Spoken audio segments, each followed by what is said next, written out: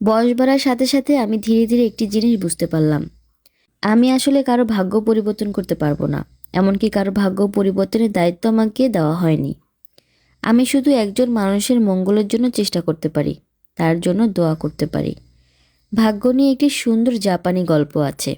জাপানের তাকামায়া গ্রামে একজন জ্ঞানী এবং বৃদ্ধ কৃষক বাস করতেন।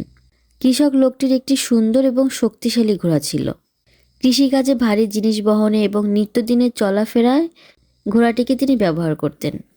একদিন ঘোড়াটি হারিয়ে গেল, তাকে আর খুঁজে পাওয়া গেল না। কৃষকের স্ত্রীর খুব মন খারাপ, কিন্তু কৃষক লোকটির কোনো অস্থিরতাই নেই। তার কোনো আফসোস নেই, হারিয়ে যাওয়া ঘোড়ার জন্য তার কোনো দুশ্চিন্তা নেই। তাকে দেখে মনে হচ্ছে কিছুই যেন হারায়নি। আশেপাশের প্রতিবেশীরা এসে বলল, তোমার কি দুর্ভাগ্য, একটা মাত্র ঘোড়া ছিল, তাও হারিয়ে গেল। এই কথা শুনে কৃষক লোকটি একটু মৃদু হেসে বলল, হতে পারে। তার কিছুদিন পর ঘোড়াটি আবার কৃষকের বাড়িতে ফিরে এলো এবং তার সাথে আরো 3টি বন্য ঘোড়া। কৃষকের বাড়িতে অনেক আনন্দ। শুধু হারানো ঘোড়া ফিরে আসেনি, তার সাথে আবার আরো 3টি ঘোড়া। প্রতিবেশীরা আবার দেখতে আসলো। সবাই লোকটিকে বলতে থাকলো, তোমার কি সৌভাগ্য, হারানো ঘোড়া ফিরে পেয়েছো, সেই সাথে আবার 3টা বাড়তি ঘোড়াও পেয়েছো। কৃষক আগের মতোই হাসি মুখে বলল, হতে পারে।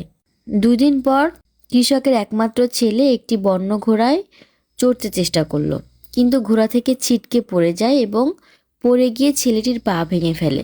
এই খবর শুনে প্রতিবেশীরা এসে খুবই আফসোস করলো। কৃষককে দুঃখ করে বলল, এমন করে ছেলের পাটা ভেঙে গেল, সত্যি বড় দুর্ভাগ্য তোমার।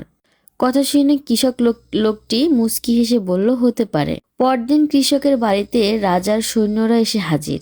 যুদ্ধ করার জন্য তারা গ্রামের যুবক ছেলেদেরকে ধরে নিয়ে যেতে এসেছে। কিন্তু কৃষকের ছেলের ভাঙা পা দেখে তাকে না নিয়ে চলে গেল। এইবার প্রতিবেশীরা এসে সবাই বলল, তোমার তো দেখি অনেক বড় সৌভাগ্য, ছেলেকে আর যুদ্ধে গিয়ে মরতে হবে না। মৃদু হেসে কৃষক একই উত্তর দিল, হতে পারে। এই বৃদ্ধ কৃষকের কথাই সত্যি। এই জীবনে ভালো মন্দ সবকিছুই মেনে নিতে হয়।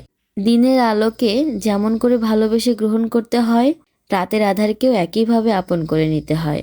নীরবে বিশ্রাম নিতে হয়। দুঃখ আছে বলেই সুখের এত সুখ।